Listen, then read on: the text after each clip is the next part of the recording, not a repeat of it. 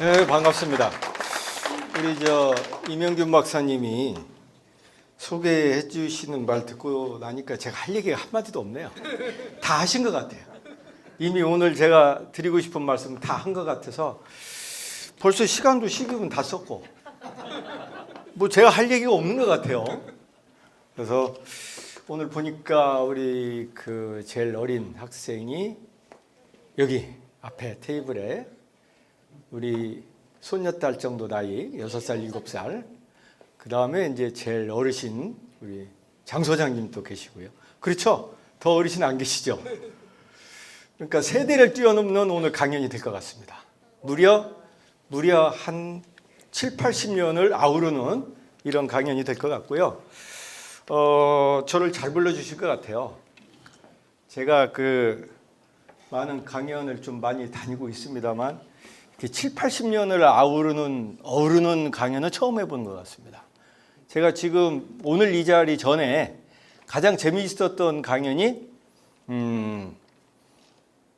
방년 18세 여고생들을 한 300명 모아놓고 강연을 했습니다. 그때가 제일 재밌더라고요. 왜 재밌느냐면 학생들이 즐거워해요. 왜 즐거워했느냐? 수능이 다 끝나고 할 일이 없었을 때예요. 11월 말에 서울 모 여고에서 저를 불러서 한번 가서 강연을 했습니다. 그런데 학생들이 즐거우니까 저도 즐거워요. 그러니까 여러분들이 즐거우시면 저도 즐겁고요. 제가 즐거우면 여러분들이 즐거우실 것 같습니다. 제가 자료는 많이 이렇게 그림책이기 때문에 6살, 7살부터 90대, 80대, 100대까지 다 보실 수 있습니다. 자신 있게 말씀드리지만 수식이 하나도 없어요. 그래서 아마 좋으시는 분이 안 계실 거다라고 제가 말씀드리고요. 뭐 제 이름까지 아까 소개를 다 해서 제가 할 얘기가 많은데 내 이름부터 할 얘기가 많은데 이미 다 해서 할 얘기가 없습니다. 근데 어쨌든 제 이름을 찾는데 굉장히 어려웠어요. 왜냐? 어느 순간에 우리가 한자에서 호적 등본을 수기로 썼다가 타자 치면서 한글로 옮겨왔잖아요. 동사무소에서 내 이름이 김환두라는 거예요. 이 세상에 김완두가 없는 겁니다. 아니 왜 내 이름을 갖다 당신들 마음대로 동사무소에서 바꾸느냐 그랬더니 당신 이름이 환두인데 왜 완두라고 주장을 하는 거예요? 반대로 나한테. 무슨 소리냐? 우리 집에서 나는 나로 부른다 그랬더니 아닙니다. 당신 이름은 한자로 완자가 환자인데. 그래서 제가 제 이름을 찾는데 노력을 많이 했습니다. 뭐냐면 당신이 증명을 하라는 거예요. 당신이 김한두인데 내가 김한두인데 당신이 김한두인 거를 증명을 하라는 거예요. 나보러.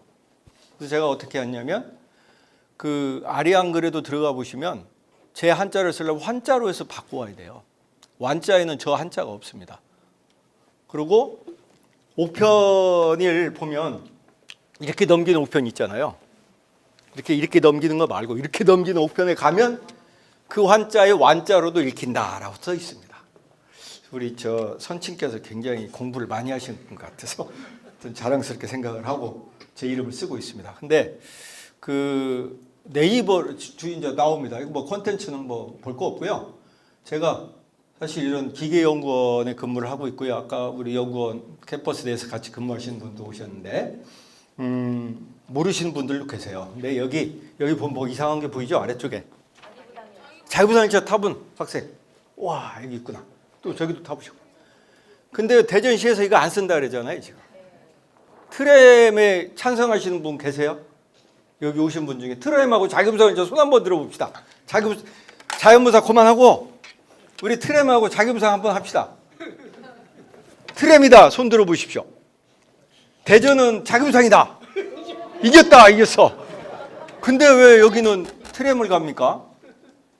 이건 뭐 딴 데 가서 또 얘기를 하도록 하고요. 좀 안타깝습니다. 이게 자기부상 시험 선로고요. 저는 요 모서리 요 건물에 여기서 근무하고 있습니다. 기계연구원인데요. 제가 속해 있는 부서가 나노 자연모사 연구실이라고 좀 붙어 있고요. 그러니까 나노 스케일이 아주 작은 뭔가를 연구하고 들여다보고 하는 것부터 자기부상 열차가 저렇게 큰 것까지도 다루고 있는 연구소입니다. 이게 한 30초 정도 나오는 건데요.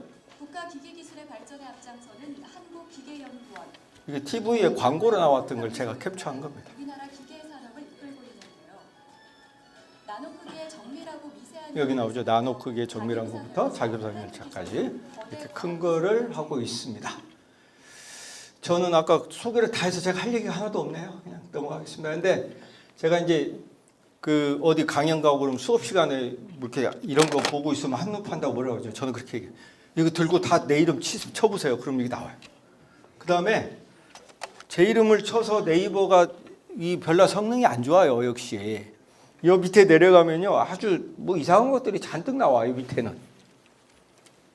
근데 그 뒤에다가 자연모사를 치면 제대로 나와요. 김한도만 치면 이상한 것들이 많이 나오거든요. 그리고 또 가까운데 또 저하고 이름이 같으신 분이 또 이상하게 또 한 분 계세요. 그래서 많은 것이 나오는데 한번 쳐보시면 필요한 것들이 쭉 나옵니다. 자, 제가 자연을 얘기하면서 좀 먼 데서부터 좀 시작을 해보겠습니다. 이게 뭡니까? 아시죠? 아시는 분 아실 거예요. 학생들 모르지? 저 그림 보여? 와, 역시 그 대덕 연구단지에 있는 학생들은 뛰어나요. 자, 지구로부터 61억 킬로미터 떨어진 곳에서 보이저호가 77년도에 떠난 요번 녀석이 90년도에 찍은 지구입니다. 우리가 저 안에 있어요. 지금 요 안에. 그래서 요거를 칼 세이건이 페일 블루 낫이다 이렇게 얘기를 했죠. 참 창백한 푸른 점이다. 창백한 푸른 점 안에 우리 여러분들도 있고 저도 있고 이 세상이 다 들어있는 겁니다. 이걸 얘기하면서 칼 세이건이 많은 얘기를 했죠. 참 전쟁은 이 작은 창백한 푸른 점 안에서 전쟁은 뭐하러 할 거며 미세먼지 왜 이런 문제가 생길 거고 핵 문제는 왜 생길 건가 이런 철학적인 얘기들을 많이 했죠. 지구가 저렇게 먼 데서 보면 이렇게 참 하찮은 창백한 점에 불과하다. 그런데 저기까지 해왕성까지 우주까지 다 자연이에요. 사실 자연이라고 정의를 내리는 거는 지구상에서는 생물만 뜻하는 게 아니고 무생물까지 포함하고 또 벗어나면 우주까지 다 자연이다 이렇게 얘기를 하는 거죠. 플라스틱의 역습 뭐 시끄럽죠. 도대체 어떻게 해결해야 될지 모르는 문제까지 지금 터졌습니다. 이게 고래가 저 안에서 저런 물컵도 먹고요. 우리 그 벽돌한장에서도 다음부터는 저런 물컵 없이 하는 행사를 작년에 그 환경부 주최로 무슨 행사가 한번 있었는데요. 물컵이 없어졌습니다. 물컵 쓰지 말라. 근데 돈이 더 많이 들었죠. 물컵 대신 딴 걸 줬어야 되니까 선물로 하나씩 줘야 되니까 더 많이 들었죠. 어쨌든 이런 문제가 왜 생겼느냐. 플라스틱 문제, 우리 인간과 생태계를 위한 플라스틱의 순환 과정은 플라스틱 쓰레기. 예전에는 우리가 분해가 잘 돼야 된다고 해서 잘 부서지라고 그랬죠. 근데 잘 부서지고 나니까 이게 미세 플라스틱이 된 거죠. 미세 플라스틱이 이거는 믿어지지가 않아요. 이 물속에도 미세 플라스틱이 들어있다고 하는데 사실 좀 믿어지지는 않아요. 아직 저도. 근데 들어있다는데 어떡합니까? 자, 제가 이 사진을 사실 한비탑을 가져오려고 인터넷에 아무도 지어도 없네요. 그래서 하는 수 없이 남산탑을 가져올 수밖에 없었습니다. 자, 미세먼지 저 옆에 그림 한번 봐주십시오. 이 그림 이거 어떻게 해야 됩니까? 이거 이렇게 생겼는데도 이 사람들은 우리 탓은 아니다라고 지금 하고 있죠. 아까 미세먼지 어떻게 하면 없어진다 그랬죠? 나무를 많이 심어야 된다. 제가 작년에 자연모사 혁신기술 개발 사업으로 나무가 미세먼지를 어떻게 빨아들이는지 이런 메커니즘을 모사해서 플랜토이드라고 하는 휴메노이드라는 말은 들어보셨죠? 사람을 닮은 인공물. 플랜토이드는 뭐냐면 식물을 닮은 인공물입니다. 그걸 만들어서 미세먼지를 해결하자라고 작년에 제가 프로포즈를 냈는데 떨어졌어요. 올해 냈으면 됐을 것 같아요. 올해 냈으면. 작년에 냈는데 안타깝게 또 떨어졌습니다. 일단 이런 미세 플라스틱 문제, 미세먼지 문제 이거 어떻게 해결해야 될까? 자, 여러분들 이런 얘기 들어보셨어요? 지구 용량 초과의 날, 영어로 Country Overshooting Day 이런 용어 들어보셨어요? 지구 용량 초과의 날 여기 써 있습니다. 작은 글자지만 1년치 생태 자원을 모두 써버린 날을 의미하는 지구 용량 초과의 날. 무슨 뜻이냐면 지구가 감당할 만한 생태 용량이 있는 거예요. 그런데 지금은 어떻습니까? 저런 미세먼지, 미세 플라스틱 문제 이미 넘었다는 얘기예요. 우리나라는 1년 365일로 봤을 때 언제 넘었느냐? 4월 16일만 되면 1년치 생태 용량을 다 썼다. 이제부터는 헉헉대고 살아야 된다. 자, 세계 전체로 8월 1일이 에버리지라는 거예요. 87년, 30년 전에는 그래도 12월 19일 살만했죠. 12월 19일이면 365일에 며칠만 고생하면 나머지는 살만했다. 갈수록 이렇게 되는 거예요. 요거를 어떻게 돌릴 거냐가 기후변화 문제도 나오고 여러 문제들이 많이 나오는 거죠. 그래서 누가 이런 그림도 그렸어요. 2017년도에 이렇게 비록 아까 창백한 푸른 점이었지만 그래도 푸른데 2070년 되면 이렇게 되지 않을 거냐. 자, 이 문제를 어떻게 해결할 거냐. 자, 이제부터 이제 좀 심각한 화면들을 좀 보여드렸는데 이제 멋진 화면도 잠시 봐야죠. 자연이라고 하는 거는 우리가 이제 우리말로 하면 자연이지만 한자로 이런 자연에 처음 나온 게 도덕경이라고 이제 노자가 쓴 도덕경에 처음 나왔다는 거죠. 천지임 자연에서 하늘과 땅이 바로 자연이다. 그리고 스스로 그러하다 이런 뜻으로 하고요. 서양에서는 라틴 말로 라투랴라고 이렇게 어원이 되어 있죠. 그래서 본질적인 성질이나 타고난 성향이다 이렇게 이 표현을 하고 있고요. 요 동영상은 제가 강연 갈 때마다 같이 공유를 하고 즐거운 마음으로 봅니다. 유튜브에도 이게 잘 나와 있죠.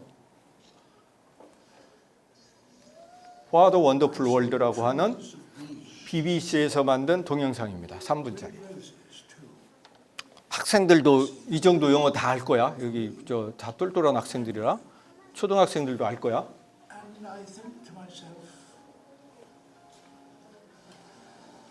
자연이 저렇듯 아름답고 신기롭고 한 게 무궁무진하게 많이 있는 거죠. 제가 학생들을 위해서 학생들이 올 줄을 몰라서 선물을 안 들고 와가지고 퀴즈를 내면 학생들이 잘 맞추는데 이제 곧 이 음악이 끝나갑니다.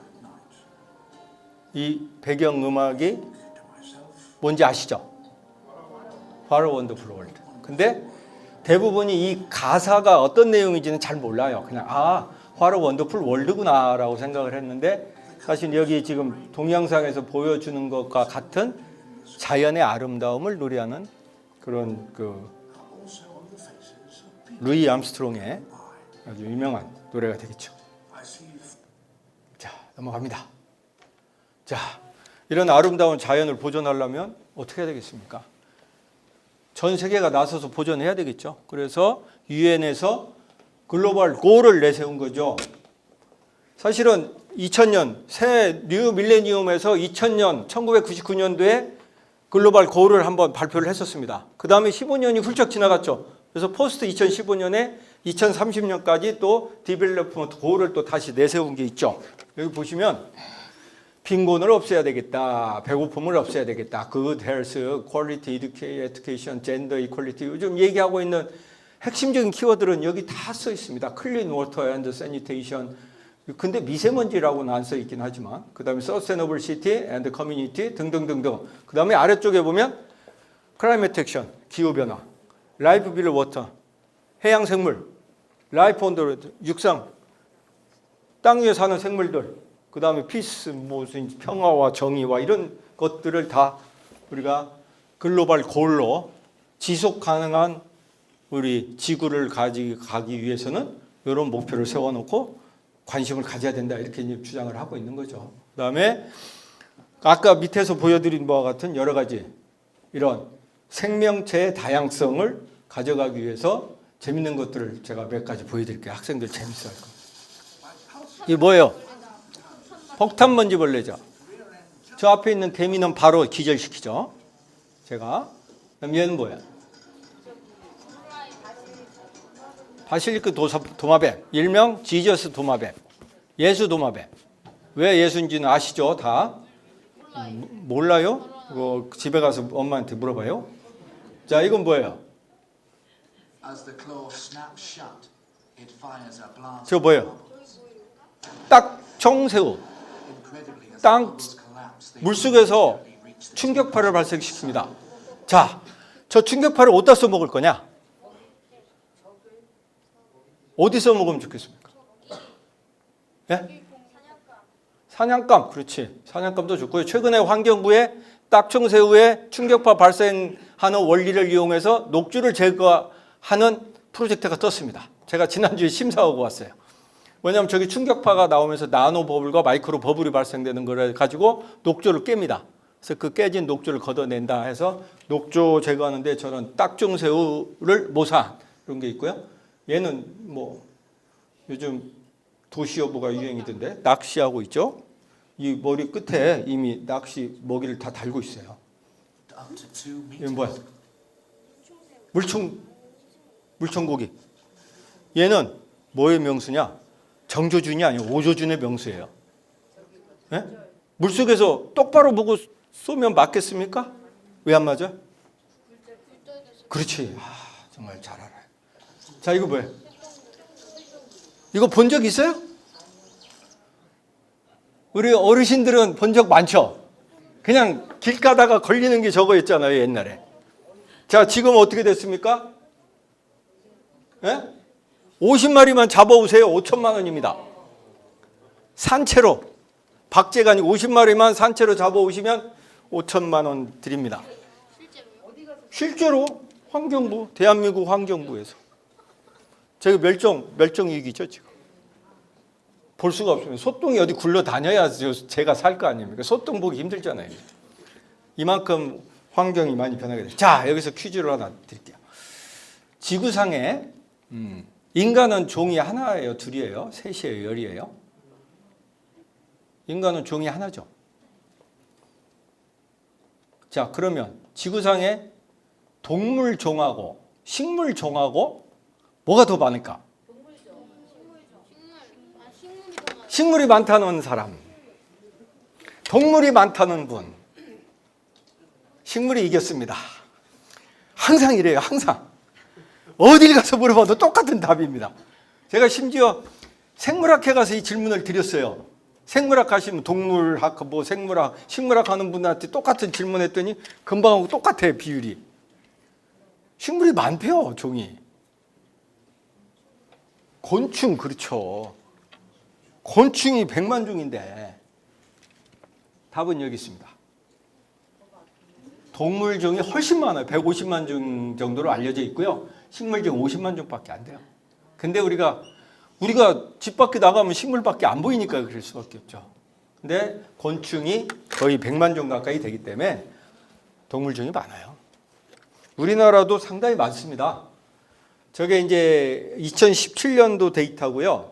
환경부 국립생물자원관은 2017년도에 4만 9천 종이라고, 이거 뭐야? 이거 만종 틀렸다. 이 종인데 추정하기는 한 10만 종, 아직 밝혀지지 않은 것까지 하면 10만 종이 될 거다. 그리고 고유종, 우리나라에만 있는 거가 2,200 정도 된다. 그리고 4만 9천에서 아마 지금 작년 말 발표로는 5만 종이 넘었을 거다. 이렇게 이제 예측을 하고 있습니다. 그래서 굉장히 많은 이런 생물종이 있는데 이게 왜 중요하냐, 생물종이. 생물자원이 왜 중요합니까? 자, 저 소똥구리가 지금 없어졌어요. 멸종돼서 없어졌어. 그럼 얘 생태 어떻게 먹고 사는지 모르지. 어떻게 굴리는지도 몰라요. 제가 기계공학을 전공해서 이런 얘기 많이 합니다. 자, 어떤 물체를 질질 끌고 가는 게 편합니까? 굴려가는 게 편합니까? 얘는 이미 그걸 알고 있어요, 기계공학을.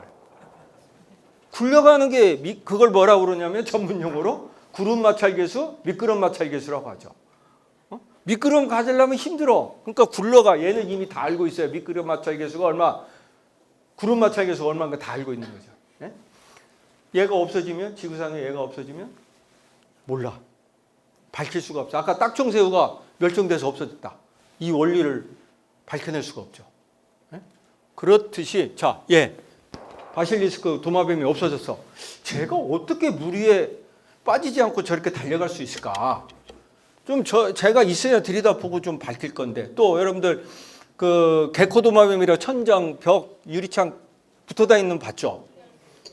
걔들이 어떻게 붙어 다녀요? 누가 그러대. 꽉 붙잡고 다닌다고. 꽉 붙잡긴 붙잡죠. 어떻게 붙어요? 손에 어떤 돌기 같은 게 나 응. 있어서 착 붙. 그 돌기가 뭐야? 밀착. 어떻게 밀착해? 오징어 빨판이야? 아니요. 문어 빨판이야? 그럼 안 가르쳐줘. 이따 나와. 자, 좀 이따가 개봉박도. 자, 하여튼 개코 도마뱀이 천장에 어떻게 붙어 다니는지 원리 밝힌 게 그렇게 오래된 얘기가 아니에요. 10년, 20년밖에 안 됐어요. 근데 그걸 모사해서 여러 가지 로봇도 만들고 많은 일을 하고 있죠, 지금. 그리고 심지어 그 디스플레이 이런 것들 붙잡고 할 때 아까 빨판 뭐 오징어 빨판, 문어 빨판이 된 걸라면 일단은 진공을 만들어 줘야 되니까 동력이 필요하죠. 에너지가 필요하죠. 근데 도마뱀, 개코 도마뱀 발바닥 에너지 필요 없어요. 그냥 가도 붙어. 그냥 힘 안 줘도 붙어. 무슨 힘으로? 반데르발스 포스라고 하는 물리적인 인력으로 가서 붙는 거예요. 힘이 하나도 내 에너지가 안 들어가는 거예요. 자, 그러니까 자연에는 이렇게 희한한 놈들이 있고 에너지도 굉장히 효율적으로 쓰는 놈들이 있더라는 거죠. 그걸 보고 좀 배워보자. 그게 자연모사한 거죠. 자, 갑자기 또 4차 산업혁명이 나왔죠. 참, 이 얘기를 안 하고 갈 수가 없는 게 입만 뻥끗하면 4차 산업혁명이고 이거하고 어떻게 연결을 안 시키면 말이 진행이 안 돼요. 그래서 나도 논리를 하나 만들어 봤습니다. 4차 산업혁명하고 그러면 자연모사는 왜 또 같이 연결이 될 건가? 이 사람이 대한민국을 제일 좋아한답니다. 강연료를 제일 많이 주고 책도 많이 팔아주기 때문에 대한민국을 제일 좋아한다는 크라우스 슈밥이라는 분이죠. 뭐 1차 산업혁명, 2차 산업혁명, 3차, 4차 뭐 누구는 4차 말도 안 된다고 뭐 얘기도 하고 그러죠. 그 4차 산업혁명 얘기할 때 가장 많이 나오는 게 인공지능. 인공지능이 뭡니까? 인공지능이 뭐예요? 사람 대신에 할 수 있는. 그렇지. 그럼 뭘 모사해서 만들려고 하는 거야? 사람이요. 사람의 뇌, 생각. 그렇잖아요. 인공지능이 결국에 뭡니까? 우리가 생각하고 뇌의 기작이나 어떻게 움직이는가를 만들려고 모사해서 만들려는 거죠. 뭐 이거 뇌는 자연 아닙니까? 인간은? 자연모사잖아. 인공지능. 뭐 자연모사 아닙니까? 자율자동차가 뭐예요? 자율자동차 뭐야? 자기 혼자. 내가 운전 안 하고 자기 혼자. 지 혼자서 그럼 걔가 어떻게 운전을 해요? 자율로 가. 어떻게? 주변 상황도 파악해야 되고 사람이 앞에 있는지 차가 있는지 뭐 파악을 해야 될 거 아니에요. 그럼 우리의 귀, 눈, 생각 이런 걸 다 모사해서 저기 다 들어가 있는 거예요. 자율자동차가. 또 중요한 건 사람이 가서 작동하고 움직이는 거를 대신해서 뭔가를 하는 거예요. 지금 로봇가 하든 뭐가 하든 기계가 하든 하여튼 자율자동차도 그렇고 뭐 클라우드 이런 거야 뭐 소프트웨어적인 얘기고 증강현실, 가상현실 뭐예요? 우리가 생각하고 있는 거 이런 거를 가상에서 만들어주는 거예요. 이거 같은 모사가 어디 있습니까? 지금 이 자연모사. 제가 이런 얘기 많이 해요. 골프존이 우리 대전에서 시작해서 대박을 쳤지 않습니까? 골프존이 뭐예요? 스크린 골프 가보신 분들 다 아시죠? 뭐 한 겁니까? 스크린 골프가. 골프장을 그대로 여기다가 스크린에다 만들어준 거 아니에요? 공을 쳤을 때 어떻게 날아갈 건가? 모사해서 만들어준 거예요. 골프존이 대표적인 자연모사다. 저는 또 이렇게 주장을 해요. 아닌 게 없네. 따지고 보니까. 하여튼 다 그렇습니다. 다야 다. 자, 인공지능 자연모사예요. 자율자동 자연모사. 건강자연, 증강현실, 가상현실 자연모사예요. 자, 벌써 몇 년 됐어요? 벌써 3년 됐어. 벌써 3월 달이죠. 3월 달. 3년 전 3월. 얼마나 시끄러웠습니까? 이것 때문에 촉발이 됐죠. 뭐 인공지능이 시끄럽고 뭐 저 4차 산업혁명이 어떻고 시끄럽고. 졌죠? 몇 대 몇으로 졌어? 4대1. 다 알고 있네. 다 알고 있어. 중국의 제일 차는 커제. 커제는 몇 대 몇이었어? 커제가. 한 판도 못 이겼지? 마지막 인간이 이긴 마지막 대국이라고 그러잖아요. 이세돌이가 이게 3판째예요. 4판째 그때 이겼던 게 마지막 인간이 승리했을 기록에 남을 거다. 그렇게까지 또 얘기한 사람이 있습니다. 그 다음에 이제 이세돌하고 알파고 얘기하면서 그 다음에 이제 나온 얘기가 있죠. 까톡. 자, 알파고가 쓴 에너지가 천문학적인 에너지를 쓴 거예요. 슈퍼컴퓨터가 돌아갔잖아. 여기 우리 그 키스티라고 있죠? 정보연구. 거기에 슈퍼컴퓨터가 있습니다. 중앙. 거기에 슈퍼컴퓨터의 가장 큰 문제가 뭐예요? 발열이에요, 발열. 열 나는 거. 열을 어떻게 식혀줄 거냐. 자, 얘가 얼마큼 썼어요, 에너지를? 바둑 뛰는데. 20만 킬로와트. 새돌씨가 먹은 밥은 새끼 먹었는데 이게 와트로 전력으로 환산하니까 20와트야. 몇 배야, 몇 배? 몇 배야? 빨리 계산해, 빨리. 몇 배야? 계산 못하지. 너무 어렵지. 자, 킬로니까 1000만이지, 1000만. 킬로가 붙었으니까 20은 지우고 1000만이잖아. 킬로니까 1000만 배를 썼어요. 그러면 자, 알파고 인공지능에서 앞으로 할 일이 뭡니까? 앞으로 할 일이 뭐일 것 같아요? 이거 보면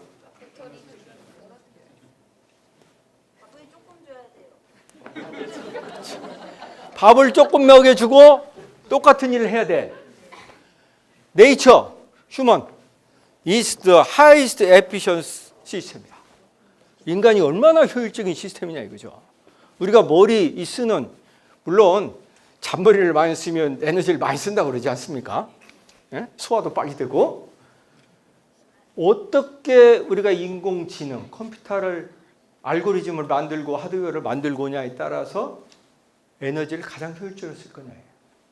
그게 바로 앞으로 해야 될 기술이 나가야 될 방향이겠죠. 자, 드디어 제가 좋아하는 자연모사 기술이 나왔습니다. 아까 우리 임영균 박사님 모사 친다고 저한테 자꾸 그 모사가 이 모사예요. 근데 한자적으로는 원래 뜻은 그렇게 나쁜 뜻이 아닙니다. 모사꾼이라는 게 뭔가를 디자인하고 기획하고 플랜하고 이런 뜻을 가지고 있는 게 이 모사예요. 그 다음에 또 하나의 한자로 보면 모사, 어떤 모양을 카피하고 리프로듀스한다 그런 뜻이죠. 그래서 제가 원래는 자연모사라는 말을 네이처 인스파이드 테크놀로지라고 영어로 썼던 거를 자연모사 이렇게 왔다 갔다 했습니다. 이게 처음 쓴 게 2005년도에 제가 사실 이거 말 만들어내는데도 좀 사연이 있습니다. 이렇게 이 얘기를 많이 하다 보면 시간이 금방 가는데. 그 당시에 과기부에 이제 과제를 좀 따라가야 되는데 생체 모방이라는 용어로 갖다 쓰면 너무 진부한 것 같아요. 그래서 뭔가 새로운 용어를 하나 만들자 해서 그때 만든 게 자연모사 기술이었어요. 그래서 그 당시에 16억을 땄죠. 상당히 오래전에. 그래서 제가 말하는 자연모사 기술은 자연에서 영감을 얻은 기술이다라고 해서 요 디자인하고 플랜하고 또 카피하고 리프로듀스 한다는 여기 모자와 요 사자를 합성어로서 의미를 한다. 그렇게 지금 하고 있고요. 정의를 이렇게 내가 내렸죠. 제가 자연 생태계의 기본 구조 원리 및 메커니즘 영감을 얻어 공학적으로 응용하여 에너지 환경 자원 인류의 난제를 해결하고 고부가치 미래 신시장 창출이 가능한 혁신적인 융합 기술이다. 이렇게 제가 뭐 좋은 말만 다 갖다 썼죠. 자, 근데 이게 왜 중요하냐? 왜? 뭐 앞에서부터 제가 뭐 많은 얘기는 했지만, 자, 흰개미집 알죠? 우리 학생들 잘 많이 들어보셔서 알 거예요. 얘는 밖에 온도가 40도인데 개미집 안은 26도야. 한여름에도. 어떻게? 자연 통풍 원리를 이용해서. 혹등고래라고 하는 고래. 자연 다큐멘터리 시간에 많이 나오죠, 이 고래. 여기가 울퉁불퉁해요, 지느러미가. 우리가 상식적으로 보통 이렇게 매끄러운 게 좀 저항이 적게 걸릴 거다, 뭐 와류가 안 생길 거라고 하는데 얘는 혹등고래 여기가 울퉁불퉁한 거가 실제 만들어 보니까 소음도 적고 효율이 더 좋아. 공기 저항이 적게 걸려요. 그래서 소음을 2dB나 감소하고 소비 전력을 10% 저감하면서 앞으로 특정 업체를 얘기해도 모르겠다. L까지만 얘기했어요. 제 뒤에까지 얘기 안 했죠. L 모사에서 나오는 이 팬은 다 이런 팬이 나올 겁니다. 이제 앞으로. 이게 이제 다 바꾸려면 시간이 좀 걸리기 때문에 기술 개발은 한 2년 전에 완료가 됐고요. 성능 테스트까지 다 완료가 됐습니다. 이거는 청각기관을 모사한 감응 시스템인데 제가 그 과기부 사업으로 좀 했던 거고요. 넘어가겠습니다. 거미부사 진동 감지 센서라고 하는 거가 아주 미세한 진동까지 센서 한다는 상어부사 수영부. 우리 학생들 내가 올 줄 알고 제가 준비해 온 게 있어요. 제가 자른 상어 지느러미를 만져볼 기회를 드리겠습니다. 여 뒤로 넘기지 마. 여기만 봐요. 이게 만져보시면 지느러미가 이제 상어가 이렇게 가면 앞으로 진행 방향이 있고 반대 방향이 있잖아요. 한번 느껴보세요. 나아가는 방향과 뒤로 가는, 그러니까 요거죠. 그러니까 비늘이 이렇게 착착착 들어가 있잖아요. 이 방향은 한마디로 미끄러지듯이 비단결. 이쪽은 사포. 그렇죠? 한쪽은 비단결 같고 한쪽은 사포예요. 그리고 얘가 나갈 때 저항이 최소화된다. 그런데 여기서 중요한 게 뭐냐면 우리가 물의 저항이나 공기의 저항을 최소화하기 위해서 유체역학한 사람, 물리한 사람, 모든 사람이 최적의 솔루션을 구하라고 그러면 매끄러운 표면이 나오죠. 이런 표면이 나올 수가 없겠죠. 누가 계산해서 이런 상어 비늘의 표면 모양이 나오겠습니까? 나올 수가 없습니다. 근데 자연에 있잖아요, 지금. 이게 바로 자연모사 핵심 기술을 해야 되는 필요성을 얘기를 하는 거죠. 우리가 모르고 있는 이런 어나더의 세상이 자연에 있더라는 거죠. 그거를 다시 표현을 하면 뭐냐면 어떤 공학적인 문제를 풀을 때 얘가 지금 최적점에 가장 좋은 솔루션이라고 생각하는 점이 있어서 열심히 문제 풀어서 여기까지 갔어요. 그런데 어나더 자연에 보니까 어나더 다른 점이 있었던 거예요. 그러면 이 점을 찾아가기 위해서 우리가 무단히 열심히 시행착오를 겪고 찾아가야 되는 거예요, 지금. 계산도 하고 수학적 문제도 풀고 화학 이퀘이션도 풀고 해서 찾아가는 게 얼마나 시행착오가 많이 걸리냐는 얘기죠. 그런데 딱 상어 비늘을 딱 보니까 답이 거기 있었던 거예요. 저거를 찾아내자는 게 자연모사 핵심 기술이라는 거죠. 저게 뭐가 있을지 몰라요, 지금 솔직히. 그래서 기초 연구로 많이 들여다보고 많은 사람이 관심 갖고 들여다보면 분명히 시행착오를 적게 가져가고 찾아지는 점이 있을 거다. 이 그림은 뭐냐면 제가 과제 따려면 항상 이 그림 갖고 주장하는데 자연에 있는 생명체들 또 공학적으로 이게 자연에 있는 생명체고요. 이게 공학적으로 만들어진 어떤 시스템, 자동차가 됐건 비행기가 됐건 핸드폰이 됐건 그런 것들이에요. 자동차가 됐건. 그러면 이 빨간 게 뭐냐면 에너지예요. 그 다음에 노란 게 소재예요. 어떤 물질을 쓰느냐. 그 다음에 정보가 들어가 있고 뭐가 들어가 있는데 인간이 만들어진 공학적으로 만들어진 생산품은 가장 큰 문제가 뭐냐면 에너지를 많이 쓴다는 거예요. 소모가 많다. 자동차의 에너지 효율이 얼마입니까? 20, 30%밖에 더 되겠습니까? 재료를 자동차 한 대 만드는 데 들어가는 재료 소재 가지수가 몇 가지일 것 같아요? 수백 가지예요. 자연에 있는 어떤 물질을 들여다보면 아무리 큰 몇백 메타도 넘는 자연에 있는 나무의 매트리얼이 몇 가지가 있을 것 같아요. 셀룰로스 한 가지예요. 인간이 구성하고 있는 이 매트리얼이 뼈나 살갗 기껏 해봐야 CHOSI 해가서 5가지 이상을 넘질 않습니다. 그게 바로 여기서 표현하는 공학적인 시스템은 에너지를 많이 쓰고 이런 재료를 많이 쓴다. 자연은 에너지를 가장 효율적으로 쓴다. 그 다음에 매트리얼도 가장 최소화된 거 가지고 구조를 이상하게 만든다거나 또 복합재를 만든다거나 해서 가장 최적화해서 쓴다. 그게 바로 자연에 가지고 있는 생명체들의 특징, 그리고 공학적인 제품들의 특징. 그래서 우리가 뭔가 보고 배울 게 분명히 있을 거다. 그런 측면에서 보여주는 이제 이게 그림입니다. 자, 그 다음에 진짜 그림책만 보죠. 이거 뭐예요? 자, 꿀벌이죠. 자, 저거 뭐예요? 네, 이것도 가져왔어. 독고마리 열매 실제 봤어? 네. 어디서? 여기서. 저 똑같잖아. 이걸로 그 찍찍이 만든. 그래, 여기 딱 붙잖아요. 벨크로. 자, 이렇게 해서 샥 돌려서 이런 찍찍이를 만들었죠. 찍찍이의 장점이 뭐예요? 이렇게 신발끈보다 더 편하게 할 수 있어요. 그래, 그러고 또 그리고 가장 큰 장점이 뭘까? 쉽게 안 풀려. 접착력도 좋고. 아까 빨판 이런 거 하려면 에너지도 쓰고 복잡하지. 아 그래야 되는데 이거는 그냥 그렇지. 자기가 스스로 그렇지. 붙이는 그렇기도 하고 찍찍이는 우주선에도 쓸 수 있어요.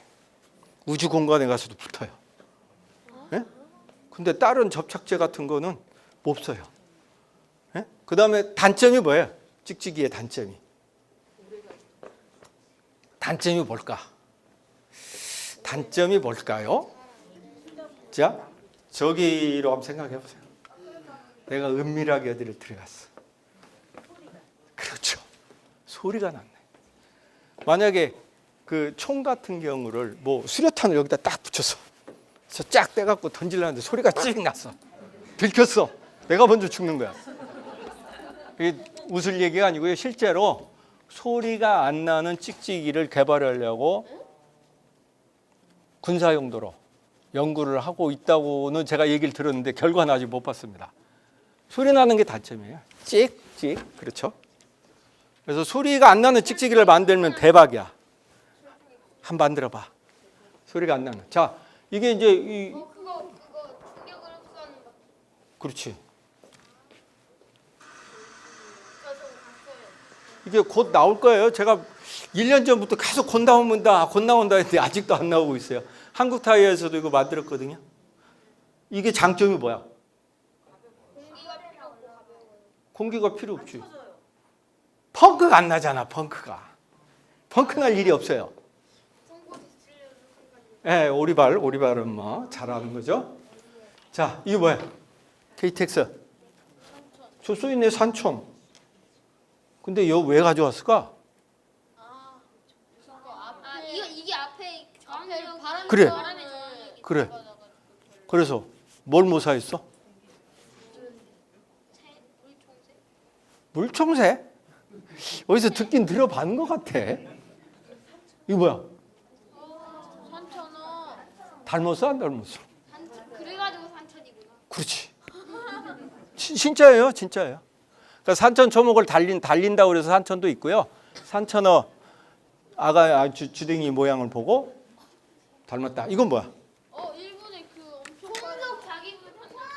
초음속 아니고 자기부상 아니에요, 저건. 시속이 100km까지. 신간생 고속전철인데 아까 얘기한 물총새. 이게 물총새. 이게 물총새예요. 이게 물총새. 진짜 빨라요, 저거. 얘가 물속에 콱 들어갈 때 물창이 안 튀기지 않지. 이거를 디자인한 엔지니어가 새 매니아랍니다. 그래서 이걸 디자인하고 고민을 엄청 하다가 새를 보고 영감을 얻은 거예요. 야, 이 물총새 이 녀석은 물고기 잡으러 물속에 들어갈 때 거의 물을 튀기지 않더라. 그래서 저항이 최소화할 거다라고 해서 그랬죠. 어디서 많이 본 사람 나왔네. 이거 누구예요? 선생님. 이거 제가 잡아왔어요, 이거. 아까 그거 내가 자른 거예요, 지금. 레몬 상어예요? 지느러미를. 근데 정말 질기더라고. 이걸 칼로 자르는데 안 잘려요. 그 껍질도 벗기는데 굉장히 애를 먹었고요. 근데 얘가 이런 저항만 줄이는 게 아니고요. 그 박테리아 서식을 못 합니다. 제 표면이.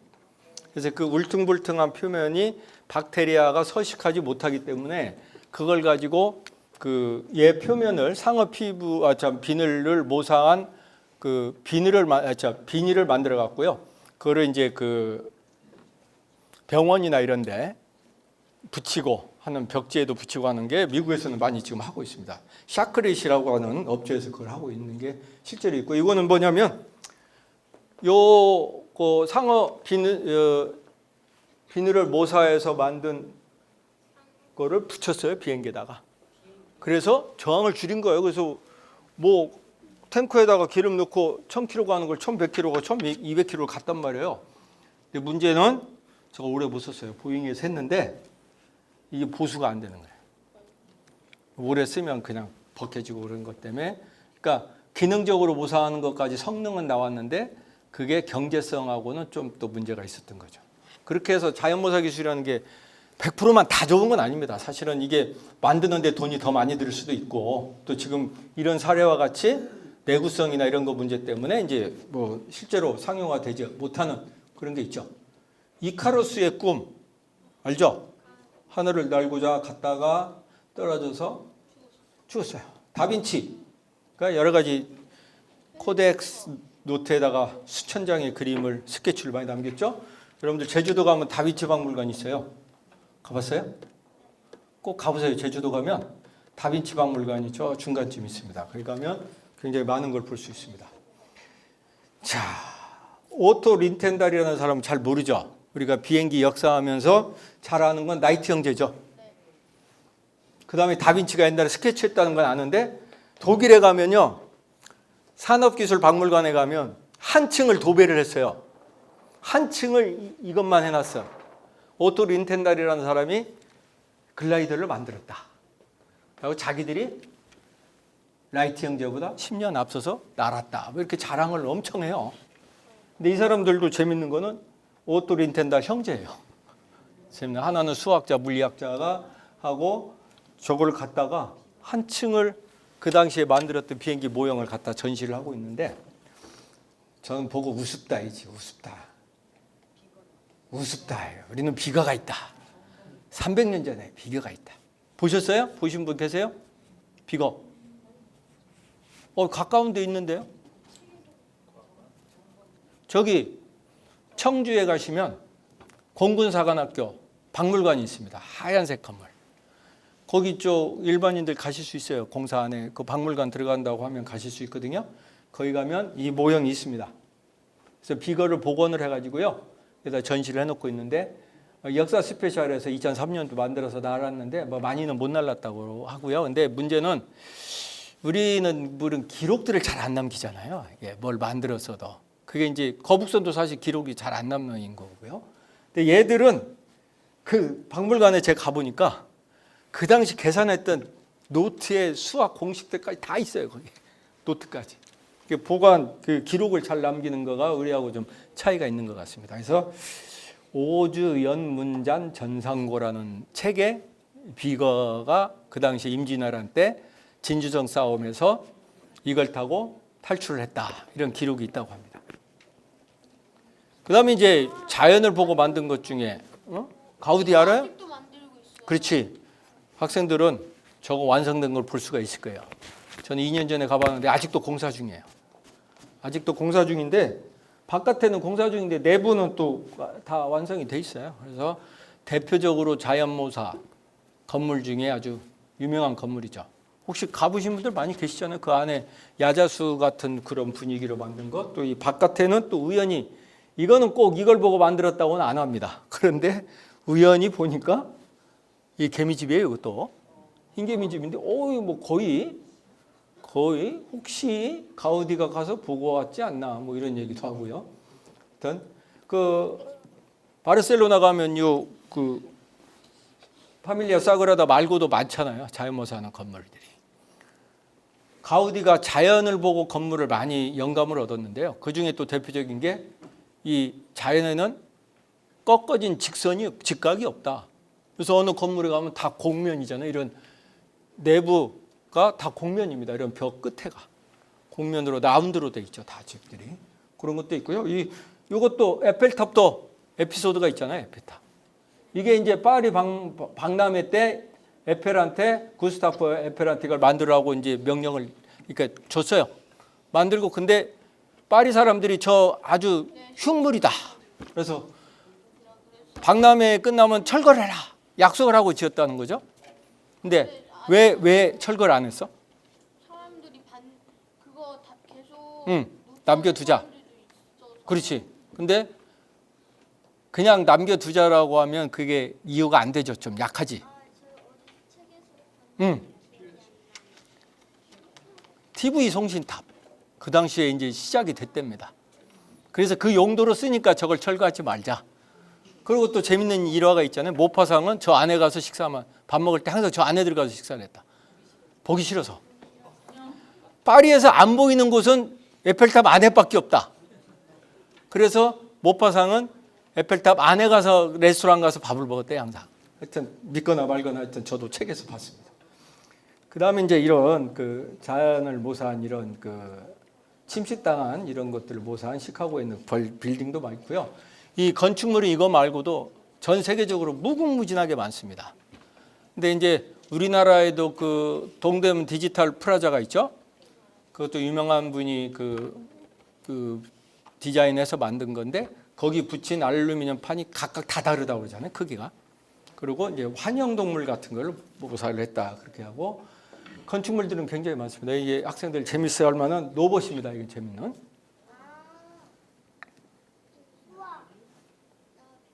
나비 로봇. 아주 잘 날르죠? 부드럽게. 이건 뭐야? 잠자리. 자, 이걸 보고 제가 느낀 건 뭐냐면 이거 말고도 여러분들이 아마 관심 있으면 EBS 다큐멘터리에서 보셨을 겁니다. 동물들의 생태계를 관찰하려고 그 동물의 로봇을 만들어서 그 세계에 집어넣는 거예요. 원숭이 똑같이 만든 원숭이 생태계에 집어넣어서 모니터링을 하는 거죠. 또 참치를 만들어서 참치가 어떻게 다니는지를 모니터링하고. 제가 보니까 이제는 못 만드는 로봇이 없는 것 같다. 어디다 쓸 거냐가 문제인 거지. 어떤 용도로 어떻게 얼마만한 투자를 해서 쓸 거냐가 문제지 기술적으로 못 만드는 건 없을 거다. 이거 두 발로 뛰는 캥거루도 만들었잖아요. 이리 와 하니까 뭐 두 발로 뛰는 캥거루도 만들었죠. 그다음 이거는 우리나라에 가지고 왔죠. 독일에서 이거 비싼 돈 주고 아마 불러왔다고 그러더라고요. 과학 무슨 관람 전람회 할 때 이걸 불러왔어요. 서울에서 전시를 했었습니다. 이것하고 그 다음에 나오는 스마트보드하고 두 가지를 전시를 했었죠. 이거를 여기 페스토라고 나오죠. 페스토. 응? 이 회사가 어디 있는 회사예요? 이건 스마트보드. 아주 잘 날르죠, 갈매기. 저 페스토라고 하는 회사가 독일에 있는 회사입니다. 제가 저 회사를 갔었어요. 자연모사를 연구하는 사람으로서 이렇게 멋진 로봇을 만드는 회사를 가보자. 그래서 방문을 했죠. 그래서 이 책임자를 만나서 당신들 이거 뭐하러 만드냐? 돌아오는 답변은 놀랐습니다. 제가. 뭐하러 만드냐? 팔 거냐? 그랬더니 안 판대. 재미로? 그것도 한 60, 70%는 맞는 답인데 이 페스토라는 회사가 공합 부품들을 전 세계적인 글로벌 탑 기업입니다. 페스토라고 하는 기업이. 그 친구 우리 기술력 자랑하려고 만듭니다. 정말이에요. 깜짝 놀랐어요. 우리는 이런 것도 만들 수 있다 이거예요. 지금 공합 부품하는 회사가. 우리 기술력이 세계 1등이라는 걸 자랑하려고 이걸 했다. 재미로 만들었다는 말은 비슷하죠. 아이 참 부럽기도 하고 참 그랬었습니다. 자, 뭐 자연을 보고 배우는 게 꼭 뭐 이렇게 공학적인 것만은 아니죠. 이게 뭡니까? 백조의 호수. 저거 제가 모스크바 가서 찍어온 거예요. 몰래 저 부치기 하는데 찍어온 거예요. 자, 이런 백조가 꼭 물 위에서 뛰고 노는 것 같이 똑같이 하죠, 배우들이. 이건 뭐예요? 캐쳐. 아, 저 이거 공연 가보고 깜짝 놀랐습니다. 진짜 고양이가 옆에서 뛰어다니는 것 같아요. 그래서 깜짝 놀랐고요. 뭐야? 스파이더맨. 거미죠, 뭐 거미. 자, 그 다음엔 이거 학생들은 모를 거야. 우리나 좀 되신 분들은 아실 텐데 아시죠? 다가 아니라 우리 학생들 빼고 다 아시죠? 소머즈와 600만 불의 사나이. 이게 바로 바이오닉맨의 최초죠. 600만 불의 사나이. 이거는 어느 영화에 나온 건지 혹시 아십니까? 인간을 찍어내죠. 공장에서. 아일랜드라는 영화에서 사람을 내 유전자를 가지고 나하고 똑같은 인간을 만들어서 내가 간이 나빠졌다 그러면 그 인간 배양해 놓은 인간에서 간만 가져다가 대체하는 그런 영화가 아일랜드에 있었죠. 어쨌든 저것도 기술적으로 이거 뭐예요? 아바타. 저건 뭐야? 아바타 스카이 아일랜드지? 저 섬이 공중에 있는 섬이잖아. 근데 제임스 카메론 감독이 뭘 보고 영감을 얻었을까? 장가계에 가면 저게 있죠. 남천일주라고 하는 저런 기둥이 하나 떡 서 있습니다. 한 1500m 되는. 이거를 보고 안개가 저기 끼면 이렇게 되는 거죠. 그래서 제임스 카메론 감독이 아바타를 흥행시키고 난 뒤로 이 이름이 할렐루야 마운틴으로 바뀌어졌어요. 그랬더니 동네 사람들은 무슨 소리냐? 이거는 남천일주다. 할렐루야 마운틴이 아니다라고 해서 또 할렐루야 마운틴으로 이름이 바뀌었어요. 자, 우리 제가 속해 있는 연구실에서 그거를 잠시 소개를 드리겠습니다. 이거 뭐야?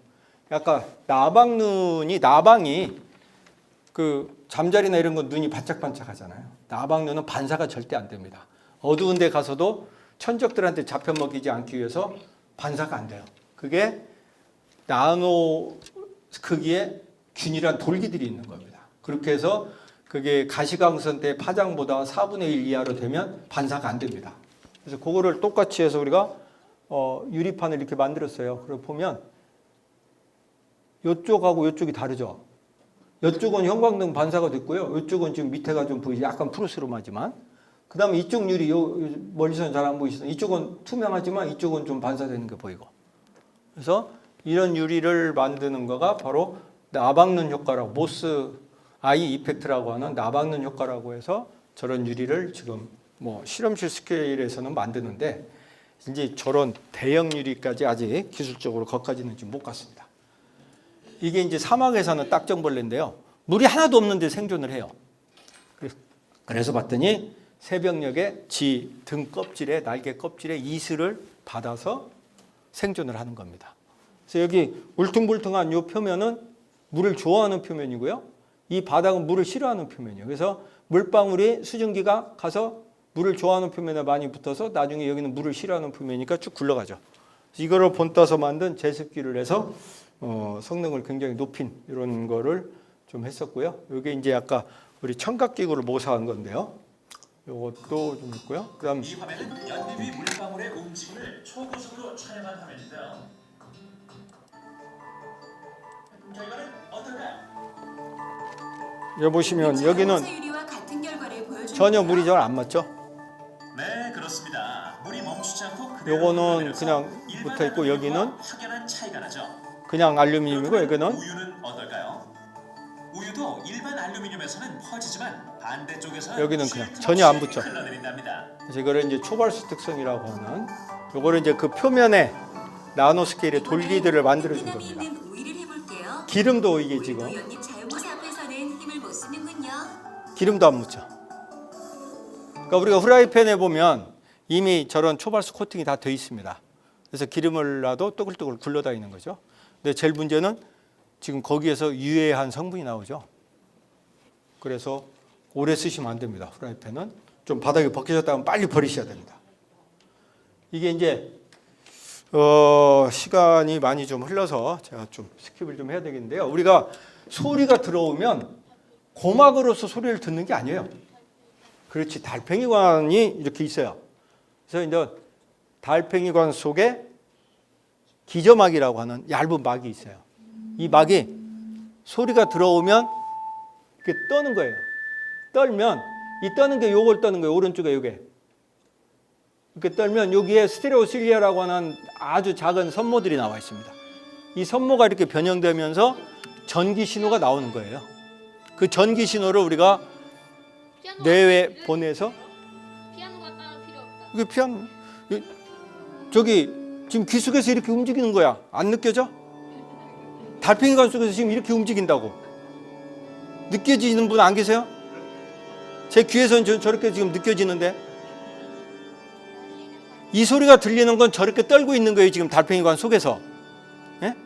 느껴봐요. 느껴봐. 잘 느끼면 느낄 거예요. 그래서 지금 달팽이관을 저렇게 이렇게 말아져 있는 거를 쫙 펴서 보면 그렇게 피아노 치는 것 같이. 그래서 이런 원리를 이용을 해서 기존의 코클리아 시스템이라는 거는 이런 장치들이 많이 필요해요.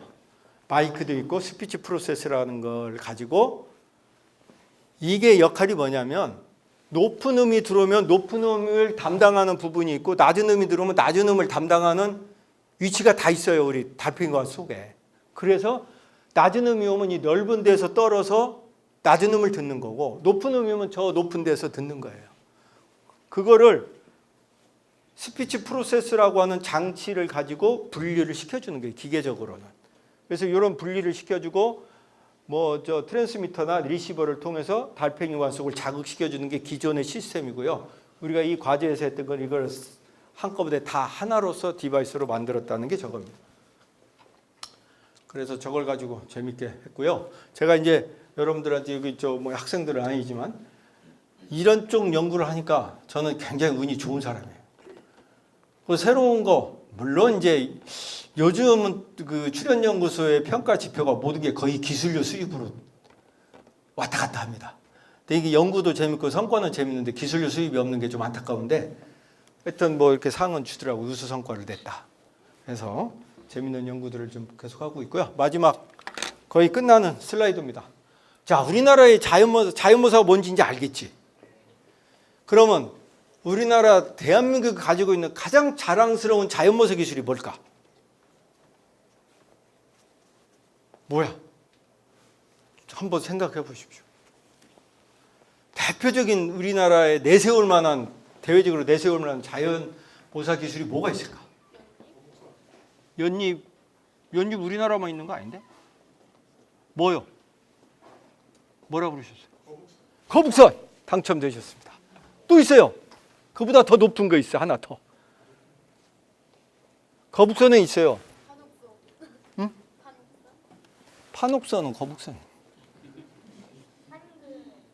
물건을 생각하지 마시고 시간 관계상 진도를 나가겠습니다. 광화문을 상상해 보시죠. 네? 한글 정답입니다. 그게 정답입니다. 그러니까 대한민국의 자랑스러운 자연모사 기술은 광화문에 가면 있다. 광화문에 뭐뭐 있습니까? 뭐뭐 있어? 세종대왕과 이순신 장군이지. 세종대왕 계시고 이순신 장군 계시지. 이게 왜 자연모사 기술이야 근데? 자, 거북선은 뭐뭐 모사했어? 거북이 또 용 또 마지막 하나를 못 맞췄고 뭐? 그렇지 역시 어린 학생들이 더 잘 맞춰요. 어른들은 못 맞춰요. 절대 못 맞춰요. 거북이 용 고슴도치 정답이에요. 이렇게 해서 만든 게 거북선이 자랑스러운 우리 문화유산 자연모사 기술의 세종대왕 한글 이보다 더 앞선 자연모사 기술은 없다라고 제가 학회 가서 자랑 엄청 합니다. 진짜 이게 제일 아닙니까 한글이. 왜 자연모사야 한글이. 그 입 모양. 그렇지. 또 모음은 그렇지. 우주였나? 우주 좋아. 정확히 알고 있네. 자, 자음은 우리 입 모양이나 발음 기관을 모사한 거 얼마나 잘 모사를 했습니까? 정말 뛰어난 자연모사를 했죠. 그 다음에 모음은 천지인 하늘과 땅과 사람이에요. 이보다 고차원적인 자연모사가 어디 있겠습니까? 저는 정말 우리나라가 가장 자연모사를 잘할 수 있는 여건을 가지고 있다 이렇게 자랑스럽게 생각을 합니다. 38억 년 생존의 기술 자연이 답이다. 과감히 얘기를 하죠. 왜 잘하는 사람 나왔어요? 자, 여기 많이 떠들었죠. 이런 거 많이 이거 아까 봤죠 이거? 어? EBS에서 과학 다큐 비욘드에 이렇게 갖다 써붙였더라고요. 그래서 마지막 슬라이드인데요. 제가 감히 이렇게 한번 제목을 정해봤습니다. 자, 다시 자연으로 돌아가 보자. 우리 문제가 아까 앞에서 서두에 플라스틱, 미세 플라스틱, 미세먼지 뭐 잔뜩 많은 문제를 했는데 아이러니하게 자연으로 돌아가자라고 주장한 사람이 루소. 이 사람이 스위스에서 제네바 공국에서 태어났고 프랑스에서 활동을 했죠. 1712년에 태어나서 1778년에 가셨어요. 제임스 와트 어디에서 살았어요? 영국의 스코틀랜드 가면 글래스고우 출신입니다. 글래스고우 옆에 아주 시골에서 나오고 글래스고우 대학에서, 그래서 글래스고우 가서 제가 찍어온 사진인데 동상이 시내에 많아요. 여기저기 막 대학에도 있고 공원에도 있습니다. 거의 비슷한 시기에 있었던 사람들인데 한 사람은 산업혁명을 일으켜서 사실 우리 인류 생활을 참 이렇게까지 좋게 왔지만 또 반대로 폐해도 이만큼 가져왔다는 거죠. 당시에 루소는 이런 얘기를 한 거죠. 자연으로 다시, 물론 저게서 얘기한 자연으로 돌아가자는 얘기가 제가 얘기한 자연모사 이런 건 아니에요. 물론 의미는 그 굉장히 철학적인 얘기고 그런 의미이긴 하지만 그 계몽주의 사상 철학자이기 때문에 다시 한번 우리가 자연을 들여다보고 우리가 미처 생각지 못했던 이런 폐해들을 다시 한번 되짚어 보아야 될 기회가 됐지 않나 이렇게 생각을 합니다. 그래서 이제는 다시 새롭게 자연의 눈을 돌려서 지구 자연 생태계와 인류가 공존할 수 있는 새로운 파라다임의 기술 개발과 청색 경제 발전에 기여할 수 있는 지속 가능한 미래 산업혁명이 이루어지기를 기대합니다. 이상 마치겠습니다. 네.